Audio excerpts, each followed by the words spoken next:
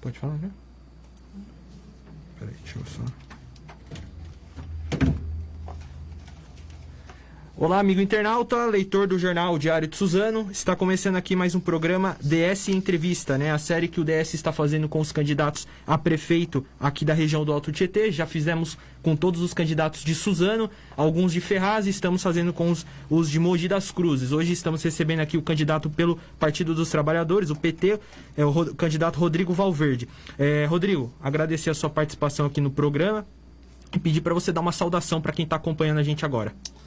Boa tarde a todas, a todos que estão aí nos acompanhando pelo Diário de Suzano. Quero, em nome do Fernando, agradecer toda a equipe do Diário também. E é uma honra, uma satisfação estar presente. Esperamos aí esclarecer bastante dúvidas e nos apresentar para quem não nos conhece aí na região do Alto Tietê. Perfeito. Só dizer para o amigo que está acompanhando a gente que essa entrevista ela está sendo ao vivo aqui. Você pode encaminhar uma mensagem e o candidato vai estar respondendo aqui, né? Se tiver muito, daí a assessoria dele também pode estar respondendo depois. Mas se você não conseguir assistir ao vivo, ela vai estar disponível também no portal do DS, né? Que é o www.diariodesuzano.com.br, e na página também do YouTube do Diário de Suzano. Candidato, queria começar... fazendo uma pergunta a respeito, né, na sua propaganda eleitoral. Você disse que quer fazer uma campanha, né, um mandato de Mogi de toda a sua gente. Eu queria te perguntar o que envolve essa Mogi de toda a sua gente? O que você espera para esses 4 anos se eleito? Espetacular essa pergunta, é a curiosidade de muita gente. Mogi das Cruzes é uma cidade até invejada por toda a região do Alto Tietê, uma cidade modelo, porém, né, a gente conhece a realidade e ela não é de toda só a gente. E o que isso quer dizer? Historicamente, todas as áreas, todas as reservas naturais, todo o subsolo, os impostos, a riqueza da cidade, sempre foi para poucos, nunca foi para toda a sua gente. E a gente vê como um momento histórico esse grupo econômico e político que há décadas toma conta da cidade, nunca esteve tão fragilizado e nunca teve uma oposição tão consistente quanto a nossa neste momento. Então, pela primeira vez nos seus 460 anos, Mogi será de toda a sua gente. Certo. A gente teve, até o DS fez a reportagem, né, a respeito teve a prisão de vereadores e agora eles estão aí com o habeas corpus, né? Conseguiram o HC lá para poder saírem da prisão.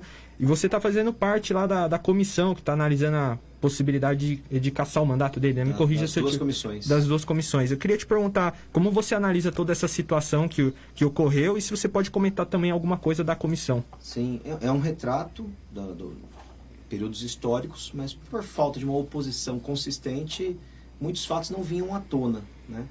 Então, o que está sob suspeita, sob julgamento, mostra um pouco da estagnação desse grupo que tomou conta da cidade. Eu fui o vereador que trabalhei muito para existir esses processos, por isso que eu faço parte de ambos. A gente conseguiu ontem aprovar na comissão, mesmo tendo um membro do PSDB, Partido do Prefeito, e um membro do PL, partido do candidato a vice-prefeito, do atual prefeito, a gente conseguiu aprovar a convocação do prefeito para esclarecer todas essas mazelas. São contratos do SEMAI, que é o prefeito que tem responsabilidade, são contratos da Secretaria de Saúde, que o prefeito tem responsabilidade, todos os vereadores presos são da base do prefeito, todos os vereadores conseguiram habeas corpus e conseguiram registrar a candidatura apoiando a reeleição do atual prefeito. Então, a sociedade está vendo isso com muito constrangimento. Mogi nunca foi assim tão exposta em nível nacional. E a gente também está sendo protagonista de todo esse espaço. E a gente já aprovou a convocação do prefeito e na cassação dos 6 vereadores, no processo de cassação, eles já foram notificados e estão aí dentro do prazo para responder em 10 dias. Certo. No seu programa de governo, deu uma lida nele, você logo no começo diz que tem 13 principais medidas para o início, né, se eleito, do governo. Uma das primeiras propostas é a respeito do transporte público, que você quer dar a gratuidade da passagem para idosos já a partir de 60 anos, também para pessoas com deficiência, estudantes e desempregados recebendo o seguro-desemprego. Eu te pergunto se, na sua opinião, é realmente possível fazer toda essa gratuidade e como que vai ficar a relação à verba também para custear, porque a passagem tem que ser paga de qualquer forma, né? Sim, a passagem em Mogi, inclusive, é a mais cara do Brasil, R$ 4,50. As empresas não pagam impostos municipais, não pagam alguns impostos nacionais. E a planilha de custo hoje que a gente tem acesso, ela é elaborada pela própria empresa. Fica muito cômoda essa situação. Então, pela primeira vez na história também, a Mogi das Cruzes tem um histórico de sempre ser influenciada fortemente pelo Grupo Heroles, agora recentemente o Grupo Júlio Simões. A gente precisa a prefeitura fazer a planilha de custo. É a prefeitura que vai investigar quanto que o motorista recebe de fato, quanto que gasta de pneu, quanto que gasta de diesel e quantos passageiros efetivamente pagam a passagem. A gente apurando tudo isso, a gente não tem dúvida que todas as propostas são totalmente possíveis e se as atuais empresas que prestam essa concessão, que utilizam essa concessão hoje, não aceitarem esses benefícios para os usuários, eu não tenho dúvida que não faltarão empresas que querem ocupar esse lugar, porque Mogi das Cruzes tem um histórico assim, muito lucrativo para as empresas de transporte. Certo. Mais uma das suas primeiras medidas, caso eleito, é criar casas para famílias de baixa renda. O primeiro que queria te perguntar se você sabe aonde serão construídas e um número de pessoas que já poderiam ser beneficiadas já com essas residências aí. Sim. Mogi tem um cadastro hoje com mais de 20 mil pessoas na fila da habitação. Nunca teve uma secretaria de habitação, não tem um mínimo planejamento de habitação popular. Sempre foi dependente de CDHU e Minha Casa Minha Vida. E a cidade, assim, depois dessa reviravolta que deu o país, onde o atual governador João Dória quer vender a CDHU para a iniciativa privada lucrar com a habitação. E o presidente Bolsonaro extinguiu o programa Minha Casa Minha Vida, o déficit habitacional em Mogi é gritante, é gigantesco. Eu estou em todos os movimentos da cidade de habitação, em todos. Jundiapeba, Jardim Aeroporto, Jardim Piatã, Biritibu Sul, Coatinga. São muitos imóveis. Eu posso falar para você que chega no milhar. Fora os casais jovens que não têm ainda estrutura para comprar um terreno, para construir, pessoas que pagam aluguel, enfim. Nós temos, sem dúvida nenhuma, aí, cerca de 30 mil pessoas precisando de moradia própria.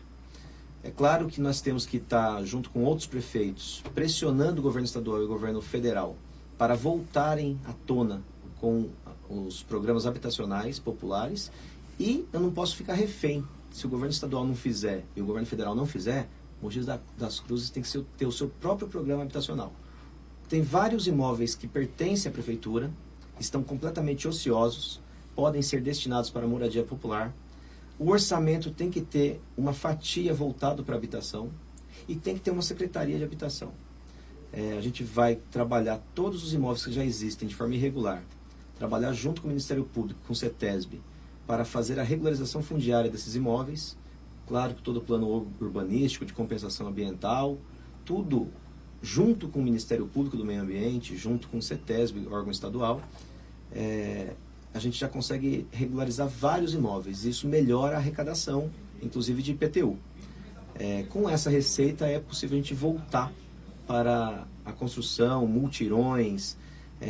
A gente tem muito bota fora, vários empreendimentos antigos. Mogi tem muitas construções antigas que pode ser utilizado esse material para habitações populares.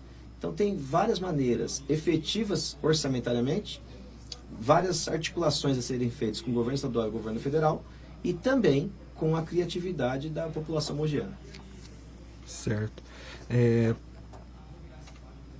Você e acho que é uma... Não só você, mas eu percebi também que eu acho que talvez seja uma proposta do partido, porque né, aqui em Suzano tem o candidato Derli Dourado, que ele também falou de uma moeda municipal. Você lá em Mogi disse que quer criar aí um voucher, né? Eu disse que um cidadão poderá gastar à vontade. Como que funcionará essa verba? Qual é o valor dela e também os impactos que terá também no orçamento do município? É ínfimo o impacto orçamentário. É muito menor do que a isenção que a gente dá para Júlio Simões hoje em dia, por exemplo. A gente não criou isso da nossa cabeça, né? Isso foi estabelecido na cidade de Maricá, tem ajudado de forma espetacular aquela cidade, aquele município que não sofreu tanto quanto os demais municípios do mundo com a pandemia. E o que é essa moeda local? Nós vamos criar um banco local que vai emitir uma moeda municipal. A gente está pensando aí, inicialmente vai começar o programa com todas as famílias que recebem Bolsa Família. São 27 mil, em torno de 27 mil famílias que recebem o Bolsa Família. Essas famílias vão ter essa moeda municipal a mais, equivalente a R$100. Nós vamos criar um programa chamado ProJovem, que vai ajudar o jovem a curtir a sua juventude, de 14 a 18 anos, mas também vai fomentar acesso à cultura, a lazer, esporte, prática de esporte, e também vai preparar o seu futuro se qualificando profissionalmente e também recebendo essa moeda local equivalente a R$100. Vamos fazer um grande convênio com a iniciativa privada, indústria, comércio, prestação de serviço, agricultura, e a iniciativa privada também pode auxiliar na renda desse jovem, mas que seja só da parte do poder público. Essa moeda local, tanto dos jovens de 14 a 18 anos, quanto das famílias de baixa renda, só vai poder utilizar essa moeda em micro e pequenos estabelecimentos comerciais da cidade. Quitandas, mercearias, farmácias, salão de cabeleireiro. Não vai poder gastar em shopping, no McDonald's, em outra cidade. Isso vai ajudar os micro e pequenos empreendimentos da cidade a se recuperar financeiramente, porque a gente vai injetar aí cerca de 20 milhões na praça. Essa moeda vai correr dentro de Mogi das Cruzes, isso vai retomar o emprego, vai melhorar a renda para quem está passando dificuldade, e na hora que os de baixo sobem um degrau, os demais setores da sociedade, classe média, classe empresarial, também sobem um degrau a mais, e a gente vai recuperar a economia nesse período tão difícil da humanidade. Outra das suas primeiras medidas a serem tomadas você disse que quer trazer 4 CEUs, né, Centros Educacionais Unificados. O objetivo seria zerar as filas de creches? É a primeira pergunta, né, com o seu objetivo de trazer esses 4 CEUs. E eu também te pergunto, onde você pretende construir e como vai ser a construção, a respeito de verba, se você pretende fazer aí uma parceria talvez com o governo estadual, ou deputados que representam a região, como está funcionando essa parte mais política também? Perfeito. O CEU, que foi um sucesso, né, quem foi a idealizadora foi a Marta Suplicy, no governo do PT em São Paulo. A gente, em Mogi das Cruzes, as regiões mais densas é a região central, Brás Cubas, Jundiapeba e César de Souza. Cada um desses distritos a gente construiremos 4 CEUs no final desses 4 primeiros anos, talvez até mais em outras regiões, depende do que a cidade se recuperar da arrecadação orçamentária, mas não só para zerar a fila, porque tem mais de 4 mil crianças que não conseguem vaga nas creches, e os CEUs vão auxiliar não só nisso, como também vai ser um equipamento multiuso, não vai ser só educacional, vai ser também cultural, esportivo e de lazer para a comunidade nos finais de semana. Uma das questões que foi impactante em Mogi das Cruzes, foi em 2017 que aconteceu isso, foi a questão do aumento do IPTU. E essa é uma pergunta que a gente sempre tem feito para os candidatos que vêm aqui, que é como os municípios estão aí, né, com uma arrecadação, não sei o caso de Mogi das Cruzes, você pode até falar, mas muitos municípios estão aí passando por dificuldades por conta da pandemia. E eu te pergunto se você pretende ter algum tipo de aumento, seja em qual tipo de imposto, no caso IPTU ou outro, para ajudar na arrecadação e até pensando nisso, você pode comentar o que ocorreu também em 2017. Perfeito. O IPTU em Mogi ficou famoso no Brasil inteiro, né? O prefeito conseguiu fazer o valor venal dos imóveis ser 3 vezes mais do que o valor de mercado, que é um absurdo. O valor venal costuma ser 40% do valor real de mercado. E o prefeito atual conseguiu errar tudo. O primeiro programa de TV dele já pediu desculpa, mas até agora não corrigiu. Então, o primeiro fator é revogar imediatamente essa lei absurda do prefeito atual. Aí você fala, poxa, mas a cidade está com problema na arrecadação. Não é porque está com problema na arrecadação que a gente tem que arrancar o fígado da população, né? Então, o IPTU vai ser justo em Mogi. As pessoas vão pagar 1% do valor venal dos seus imóveis. O quanto de fato vale o imóvel da pessoa, um exemplo, 100 mil reais. O valor venal tem que ser 40% disso, vai ser 40 mil reais.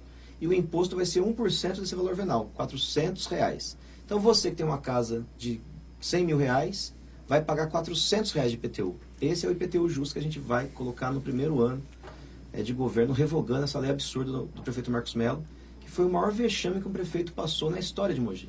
Nunca um prefeito tomou uma medida e a população fez ele recuar por erro.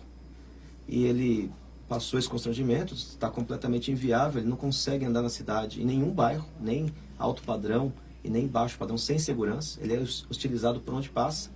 E ao contrário dele, a gente está sendo muito reconhecido. Vários bairros, até bairro que não gosta do nosso partido, nos elogia, nos parabeniza. Nem toda a cidade lembra, mas boa parte da cidade lembra, e a campanha eleitoral agora relembrou o que aconteceu, esse momento histórico. E a arrecadação da cidade que a gente precisa recuperar é gerando emprego, é garantindo mais consumo das famílias, é aproveitando o potencial cultural, industrial, turístico da cidade e trazer todo a grande São Paulo para conhecer Mogi das Cruzes, curtir as belezas naturais, usar os nossos restaurantes, os nossos hotéis. É assim que a gente vai melhorar a arrecadação da cidade. E não arrancando o fígado da população, colocando um IPTU absurdo. No seu plano, tem essas 13 medidas, eu pincelei algumas para logo no início, e tem o plano seu que você quer elaborar aí durante os 4 anos. Você disse que quer fazer um diálogo com empresas e também trazer novas empresas. Eu queria entender melhor quais são os seus objetivos nesses diálogos, que envolve talvez até a questão do voucher, que você citou agora há pouco, e também o que você pensa da região do Tabuão ali, né? O que você tem de planejamento para aquela área. Quero parabenizar, se todos os 320 mil eleitores de Mogi leu o programa de governo. O Distrito Tabuão é completamente subutilizado. É um espaço reservado para a indústria pesada, de 15 milhões de metros quadrados, com potencial de gerar 40 mil empregos. E gera 2 mil empregos atualmente. Por que isso? Porque a cidade tem um compromisso com um grupo restrito econômico e não deixa a cidade se desenvolver. Eles colocam a cidade debaixo do braço e não deixa ninguém vir investir em Mogi.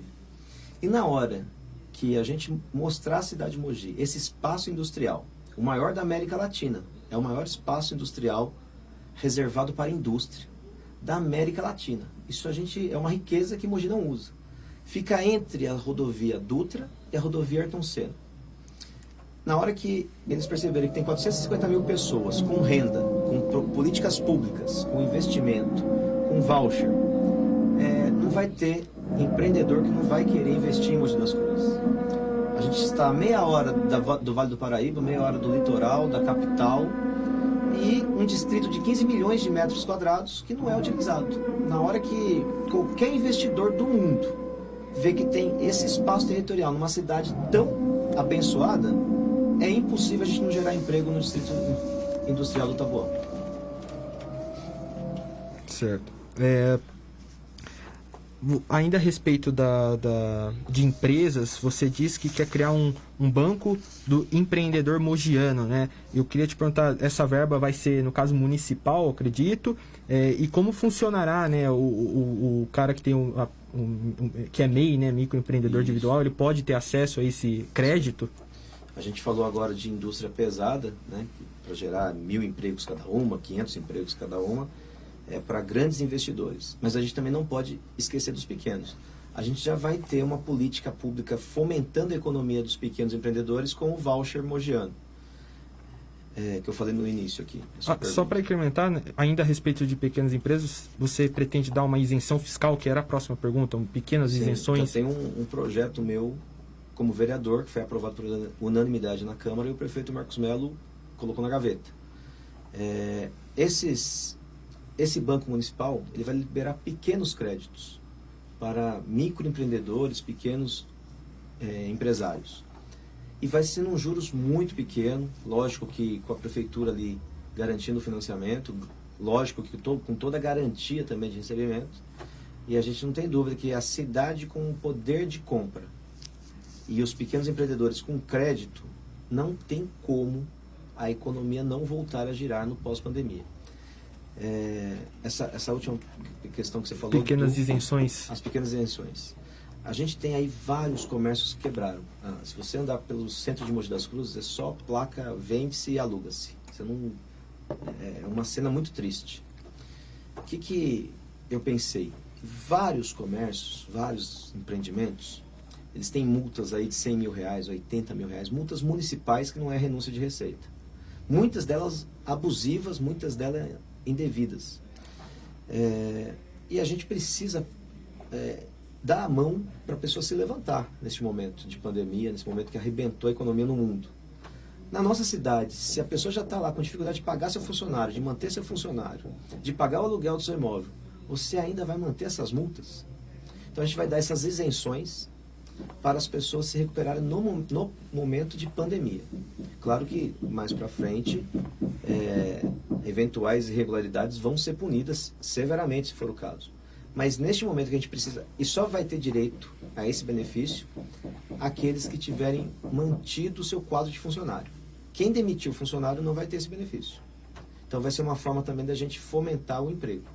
Então a gente tem várias maneiras, estudamos muito, não é uma coisa da nossa cabeça, a gente viu vários lugares que deu certo, e a gente, conhecendo o perfil da nossa cidade, a gente sabe o que vai gerar emprego. Não só essas isenções, não só esse fomento do crédito, não só essa renda para os de baixo, mas também a criação de frentes de trabalho, de cooperativas. A cidade está muito mal cuidada e as empresas recebem, por exemplo, 100 milhões para fazer o serviço de zeladoria da cidade. Se a gente repassa isso direto para o trabalhador, para a trabalhadora, a gente consegue também gerar aí mais de 5 mil empregos no primeiro ano. Então não tenho dúvida que a gente está preparado para voltar a gerar economia com uma certa velocidade pelo momento que a gente atravessa. Falando um pouco agora de ambiental, né? Você disse que quer criar uma patrulha ambiental. Queria entender um pouco os motivos para isso e como que funciona hoje na cidade de Mogi. A Guarda Municipal de Mogi das Cruzes está sendo usada como propaganda e não está usando para segurança. Teve um guarda municipal que quase morreu apanhando de adolescentes a 30 metros da prefeitura, porque o rádio não funcionou. Então nós precisamos aumentar o efetivo da Guarda Municipal, e a Guarda Municipal ela tem várias atribuições, várias, e está fazendo desvios de finalidade no momento. Nós temos uma cidade de 714 quilômetros quadrados, mais da metade disso é de preservação ambiental. Mogi das Cruzes é conhecida como o cinturão verde do Alto Tietê, justamente pelo potencial agrícola que tem, e nós não temos segurança para esses locais. Então, a Guarda Municipal ela não pode se limitar à zona urbana da cidade. Precisa ter a Guarda Municipal rural e a Guarda Municipal ambiental. A gente vai ter que aumentar o efetivo, não tem como fugir disso. E a gente aumentando o efetivo, nós vamos criar essas outras duas modalidades de Guarda Municipal. Uma rural e a outra ambiental, para a gente evitar ocupações em áreas de proteção, depois fica muito mais caro tirar. A gente precisa preservar nosso meio ambiente, a nossa natureza. E a guarda rural vai dar segurança, tranquilidade para os nossos produtores. E tudo que a prefeitura também ela for adquirir para merenda escolar, por exemplo, ela paga um preço absurdo para uma empresa lá do Paraná, que provavelmente compra dos nossos produtores e revende. Então a gente está pagando 10 vezes mais do que um produto vale. Se a gente fomentar os agricultores locais a fornecer o que a prefeitura precisa comprar, a gente também garante renda e emprego dentro do nosso município e não dá lucro milionário para uma empresa que superfatura preços lá do Paraná, por exemplo. Então a Guarda Municipal ela vai servir para vários fatores. E aí eu já emendei a agricultura no meio. Uhum. Ainda sobre a questão da GCM, é importante frisar essa questão da segurança. Quais são suas prioridades para a área da segurança, em específico a Guarda Civil Municipal? E se você qual é o quadro atual de guardas, e se você pretende abrir novos concursos, quando? Nós não temos nem 300 na ativa, nem 300. A cidade tem 450 mil habitantes. A gente precisa, pelo menos no primeiro ano, aí, mais 1/3 do efetivo. Não só o aumento do efetivo, a gente precisa desmilitarizar a Guarda Municipal de Mogi, que só oprime a comunidade ao invés de interagir com a comunidade e pertencer à comunidade. A Guarda Municipal não é para ser um BOP em Mogi das Cruzes, né? A gente precisa garantir para essa juventude, o programa ProJovem vai ser fundamental por isso. Na hora que você garante futuro para a juventude, qualificação profissional, lazer, felicidade, renda, não tem, automaticamente a violência diminui. Automaticamente a violência diminui. E a cidade é muito escura. Vários bairros da cidade, aquela luz amarela, isso é muito barato. Se a gente substituir por LED, por exemplo, a gente paga menos no consumo de energia, é um investimento pequeno e é possível a cidade ficar muito mais iluminada. Tudo isso contribui.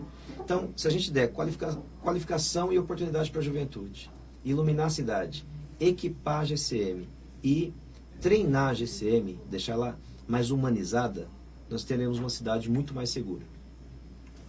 Sobre essa questão da sociedade, de envolver a sociedade, eu já até encaixo a próxima pergunta a respeito de educação, né? Você disse que quer construir escolas de período integral em bairros de maior vulnerabilidade social, e geralmente nessas escolas de período integral tem outras atividades além de ensino propriamente dito. Você disse que uma das suas propostas é a respeito de... Deixa eu ver onde está aqui... a respeito de usar escolas de música, fazer parcerias. Eu queria entender um pouco mais sobre isso. Os CELS, né, copiando, a gente também não criou nada, né? Copiando o programa que deu muito certo em São Paulo, deu muito certo em Guarulhos. A gente também quer que dê certo em Mogi das Cruzes. Então o CEL ele vai além da educação tradicional. E tem que ser tempo integral. E não pode ser só 4 CELs, isso é o início de uma nova uma nova reformulação da educação em Mogi das Cruzes. Que as creches que existem lá deixam 4.500 crianças fora e ainda é um depósito de crianças sem nada efetivo. Nós precisamos garantir para os profissionais da educação, isso é muito importante para a sociedade, dá a impressão que é desconectado. A gente não pode ter profissionais da educação sobrecarregados e nem estressados. Isso prejudica no aprendizado do seu filho. Se a gente reduzir para 30 horas semanais, todos os profissionais de educação, garantir um plano de carreira, uma motivação, nós teremos profissionais de educação rendendo muito melhor, a educação vai render muito melhor. Esse período pós-pandemia, as crianças ficaram sem aula aí um bom tempo, então a gente precisa dar uma atenção especial, usar nossa tecnologia, retomar com toda a segurança sanitária as aulas, e os profissionais precisam aumentar o efetivo de profissionais de educação, né? A gente vai reduzir a jornada, é fundamental isso não é gasto, isso é investimento, e vamos abrir novos concursos para a contratação de novos profissionais. Com isso a gente vai conseguir zerar esse déficit que existe hoje e caminhando aí a médio prazo para 100% da rede ser período integral. A respeito ainda das questões de músicas, de parcerias, também você disse oferecer línguas estrangeiras também nessas escolas. Quais línguas? Inglês, acredito, enfim. Inglês, espanhol. Tem o Mogi Línguas já em Mogi, né? Sim. Tem vários professores que fazem vários trabalhos de forma voluntária. Né? Mas é claro que precisa ter uma ajuda de custo do poder público, tem que ter toda a segurança jurídica para tal. Mas as nossas crianças têm que ter a pedagogia tradicional, meio período, e o outro meio período tem que ter aí prática de esporte, de lazer, aprender novas línguas, novos idiomas, aprender a sua habilidade aí artística através da música ou da dança. Então nós vamos copiar mesmo o que foi feito no CEL de São Paulo, que é feito no CEL de Guarulhos, e o orçamento da educação em Mogi ele é muito significativo. E a gente precisa priorizar a educação. Se a educação funcionar bem, todos os demais setores, as outras pastas vão ter uma economia. Então, cada jovem, cada criança que a gente planta uma semente hoje, a gente vai ter um futuro aí com muito menos gastos em saúde, em segurança pública, por aí vai. Eu vou retomar só uma última questão que eu deixei passar aqui, que eu tinha anotado, achei interessante. A respeito, você disse que quer criar um programa Águas de Mogi. Eu queria entender que programa é esse, a funcionalidade, o que você pensa sobre ele. Então, Mogi das Cruzes é a caixa d'água da Grande São Paulo. A gente tem lá 2 barragens, a gente tem uma autarquia de água que está passando por problemas de corrupção atual, e a gente tem várias regiões da cidade que dependem ainda de água de poço. Então tem que ser uma grande articulação em todos os setores. A gente tem que lutar muito para conseguir um royalties do que a gente presta de serviço para todo o Estado. Seria muito justo se o Estado desse uma contrapartida financeira para investir em algo na cidade.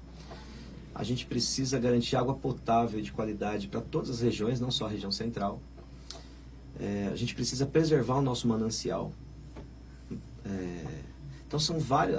Quando você fala de Mogi, é um sinônimo de água. Não só sendo o reservatório, não só tendo mais da sua metade do território sendo de produção de mananciais.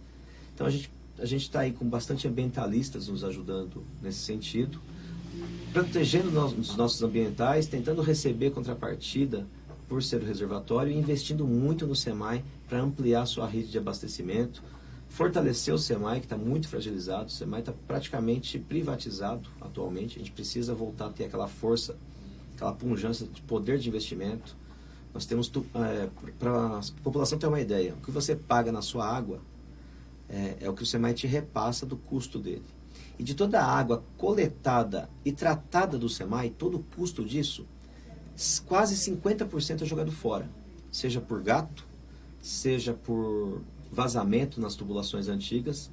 Então a gente precisa ter essa economia. Se a gente tivesse uma economia plena, se a gente regularizasse as moradias que estão no gato, no chamado gato, pegar água e não pagar por isso, a gente ia arrecadar mais. A gente tem milhares de famílias mogianas no gato. Se a gente regulariza todo mundo e cobra um valor justo, a gente arrecadaria mais para a autarquia de água, investiria muito mais nesse desperdício de quase metade do que trata. É muito caro coletar e muito caro tratar. Se a gente consegue otimizar isso, um desperdício de 10% que seja, nós conseguimos garantir água potável para a cidade inteira, não iria ter falta d'água. E se a gente conseguir os royalties, então, que é uma luta antiga, a gente consegue cumprir esse programa nos 4 anos. Você disse a respeito, né, citou aí, né, para todo o município. Mogi das Cruzes é uma cidade imensa. Tem alguns bairros, distritos, pode-se até dizer, que ficam muito afastados. Tem a questão da longevidade até o centro, que é a questão de Itaiaçupeba e também da Chácara Guanabara. Sim. Queria te perguntar, primeiro, uma questão aí que é... Dá 2 horas entre um e outro. Dá 2 horas entre um e outro. Se você pretende criar subprefeituras, e o que você pretende para esses bairros mais distantes, não só esses 2 que eu citei, mas outros também? Mogi das Cruzes faz divisa com 9 cidades. Muitos mogianos não sabem que faz divisa com Santos, que faz divisa com Santo André. A turma lembra de Bertioga, lembra de Biritiba-Mirim, Guararema, Arujá, Santa Isabel, Itaquaquecetuba, Suzano, mas esquece de Santos e Santo André, por exemplo. Então a cidade é imensa. Para fazer divisa com 9 cidades, são 714 quilômetros quadrados. E tem, na região sul, a gente tem ali Coatinga, Itaiaçupeba e Biritiba-Sul, que territorialmente são gigantes, mas com pouca população. Porém, já existem as administrações regionais, mas sem estrutura, sem recurso. Então a gente precisa, assim, pode até dar o nome de subprefeitura. Não tem cabimento um morador de Coatinga se deslocar por 1h30 até chegar à prefeitura da cidade para resolver algum problema, de IPTU, por exemplo. Pode ter uma subprefeitura, assim, regional. O custo disso fica até menor. A tecnologia ajuda muito hoje. Tem que ter uma central ali em cada região para auxiliar quem não tem habilidade para usar as redes sociais, para usar a tecnologia, para resolver problemas burocráticos simples, né? Uma conta de água, um IPTU, um documento do imóvel. Então a gente diminui o trânsito do centro, também é um assunto aí importante, caótico. E essas subprefeituras regionais, por exemplo, uma em Biritiba-Mirim, que mesmo assim vai estar muito longe de vários locais de própria Biritiba-Mirim. Lá em cima, na região norte, você falou bem, Itabuão, Chacaguanabara, Jardim, Margarida, Piatã, Novo Horizonte, tem que ter não só subprefeituras, mas também tem que ter equipamentos de saúde 24 horas ou, no pior das hipóteses, ambulâncias 24 horas. Também não tem cabimento as pessoas que têm um problema urgente de saúde, o equipamento de saúde funciona só em horário administrativo, essas pessoas têm que ligar para um resgate que está no centro, ou não vai ter ônibus de madrugada, vai ter que pagar R$100 no Uber daquela região até a região central. Então eu conheço vários e vários casos de transtornos por total falta de compreensão das administrações aí recentes da nossa cidade, que nunca tiveram esse olhar que você me perguntou agora, compreendendo o tamanho da cidade, e independente do número de habitantes em cada uma delas, facilitar a vida das pessoas, não só com subprefeitura para problemas burocráticos, mas também com equipamentos de saúde 24 horas.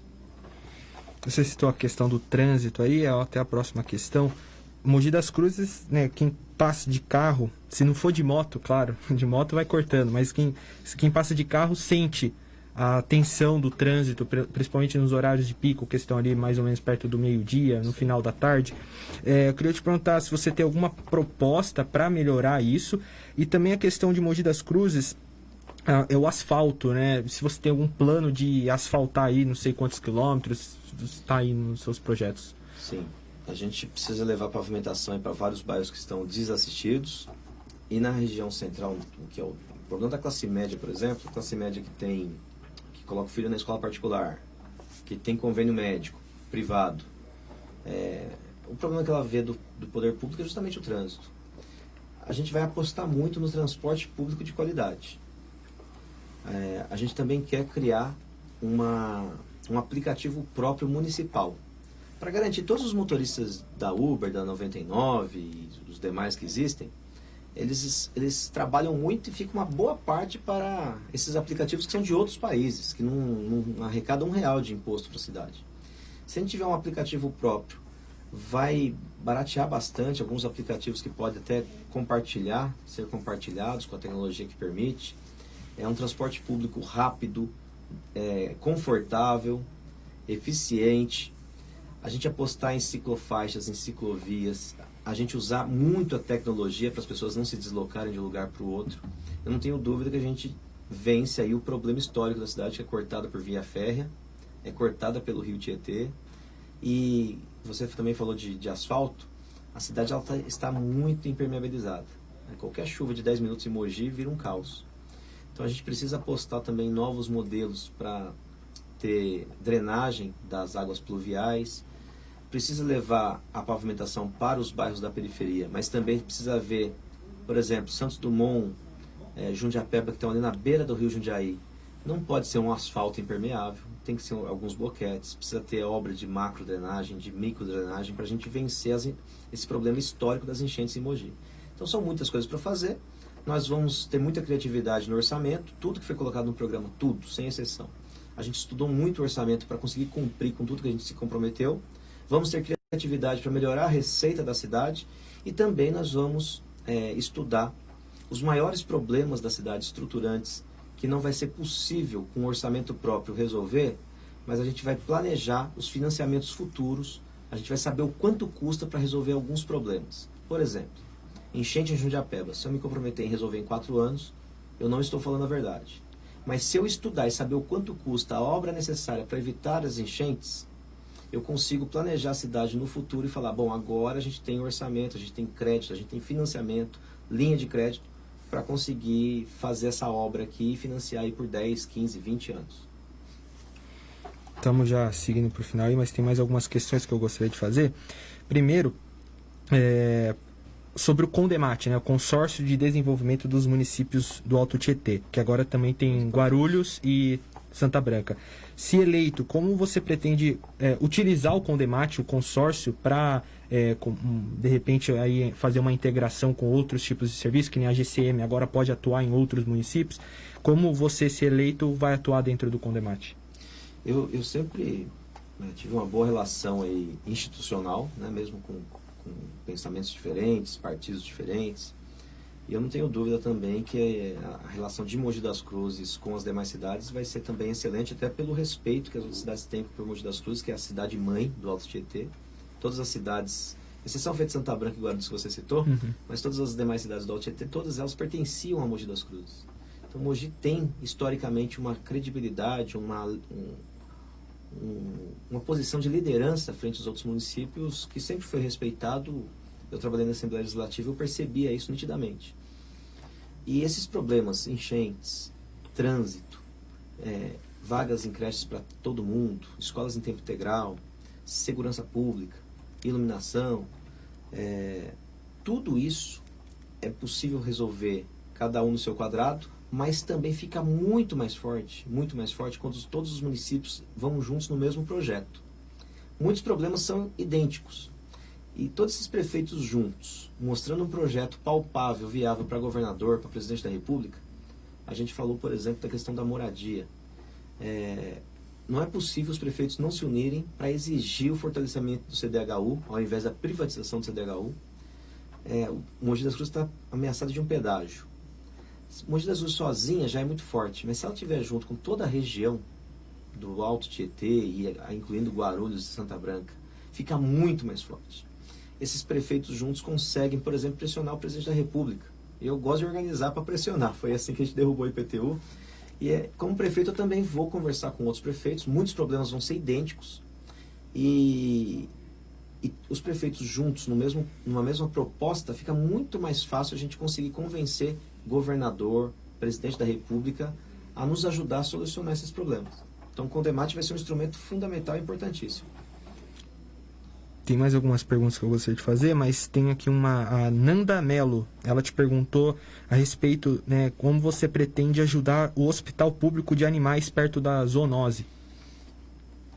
Boa, excelente. Não sei se a Nanda Mello é de Mogi, mas a gente tem uma proposta que está fazendo um sucesso imenso lá, que também é muito possível orçamentariamente. A gente chama de UPA veterinária. Mogi tem um atendimento para animais nas zoonoses, que fica depois do Conjunto Jefferson, uma região extremamente longe de tudo. Não só de César de Souza, que fica no distrito de César de Souza, já fica longe dos moradores de César de Souza. Você imagina do resto da cidade. Então a gente vai, a exemplo dos céus, eu gosto muito de usar essas 4 regiões, César de Souza, Centro, Brás Cubas e Jundiapeba. Mogi é gigante, mas 90% da população está concentrada nesses 4 distritos, né? E a gente vai criar uma UPA veterinária em César de Souza. Não vai ser lá na zona onde é hoje, tem que ser mais próxima da região densa de César de Souza. Uma no centro, uma em Brás Cubas e uma em Jundiapeba.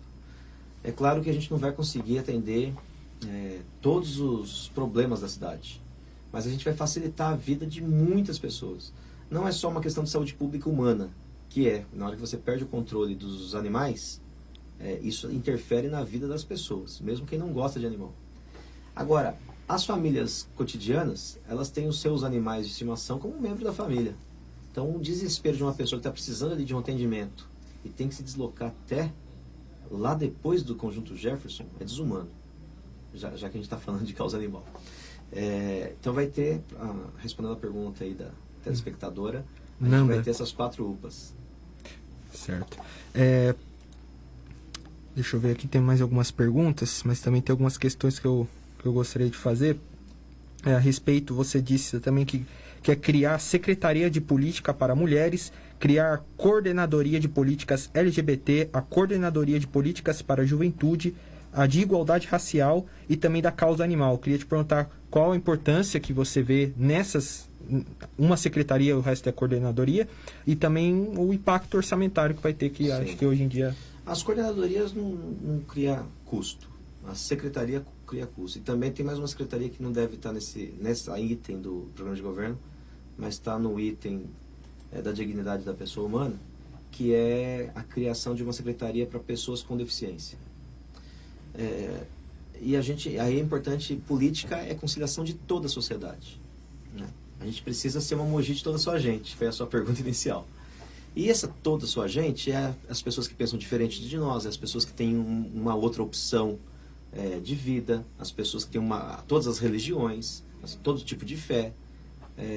Então, eu não consigo achar uma coordenadoria que não seja importante, né? E eu não sei porque não existem hoje, atualmente. Demorou para ter. As secretarias das mulheres, por exemplo, Mogi das Cruzes é um exemplo. São 23 vereadores. Só tem uma mulher. Em Mogi das Cruzes, 52% da população é feminina. E 48% é masculina. E na Câmara, só tem uma mulher de 23 vereadores. Esse é o exemplo clássico. Mas a gente pode falar nos cargos melhores remunerados. Eu duvido a gente encontrar se em algum lugar tem 52% de mulher ganhando mais do que homem. Isso é irreal. Negar o machismo histórico da sociedade, negar que as mulheres tiveram 4 jornadas por dia de trabalho, tinha que trabalhar, estudar, cuidar do filho, cuidar da casa, cuidar da limpeza da casa, da alimentação. Isso foi uma carga histórica nos ombros das mulheres. Se a gente não tiver políticas públicas para reparar esse erro, a gente vai continuar tendo essa diferença de porcentagem.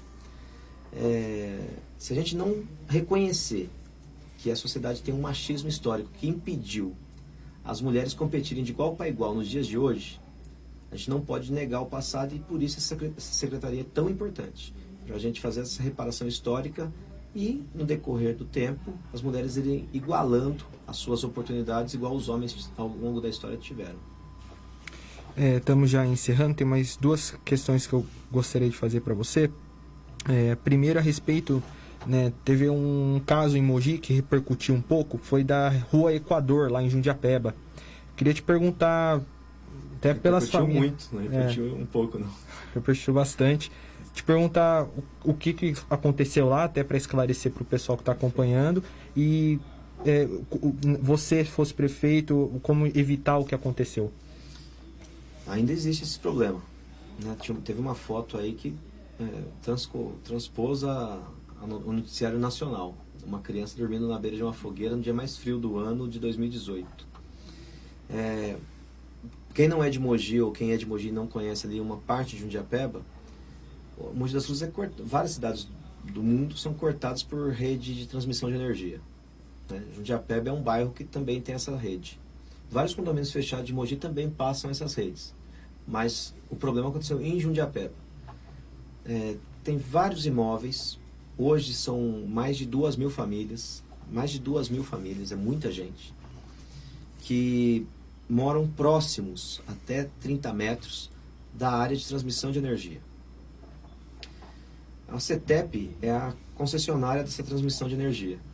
Ela entrou com um processo para tirar essas pessoas.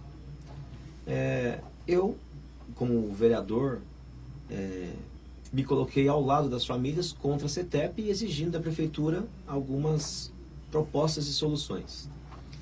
E a prefeitura falou que o problema não era com ela, que era um problema das famílias com a CETEP, e a CETEP falou, olha, eu quero tirar esse pessoal daí, ponto.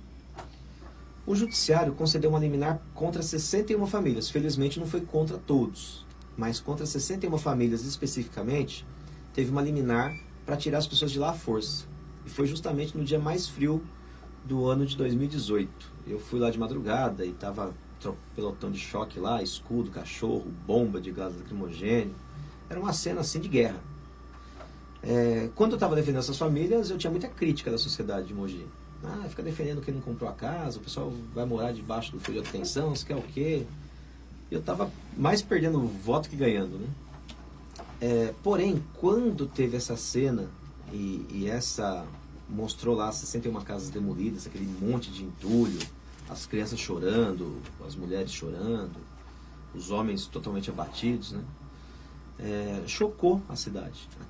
Até moradores do Real Parque, do Aruan, ajudaram com agasalho, ajudaram com alimentos não perecíveis. A Igreja Católica do bairro de Jundiapeba acolheu as famílias que foram despejadas para dormirem na igreja. Eu pedi para o prefeito liberar o ginásio esportivo de Jundiapeba, ele falou não, ele negou.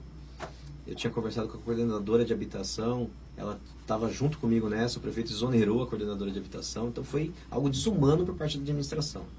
A CETEP também totalmente frio, o judiciário totalmente frio, e a sociedade toda ficou ao lado dessas pessoas. Isso ajudou a manter as hoje 2.000 famílias lá. E aí você me perguntou como prefeito eu vou fazer. Eu vou chamar a CETEP, eu vou chamar os moradores, o Ministério Público, o Judiciário e falar o seguinte: eu, enquanto prefeito, eu garanto que todo o programa habitacional, seja o municipal que eu vou criar, que nunca existiu e eu vou criar, todos os programas habitacionais municipal, estadual ou federal, que futuramente venham a construir habitação popular na cidade, 10% disso será destinado para as famílias que estão nessa área de risco em Jundiapeba. Um dia acaba. A CETEP fica obrigada, responsável para garantir o congelamento dessas ocupações.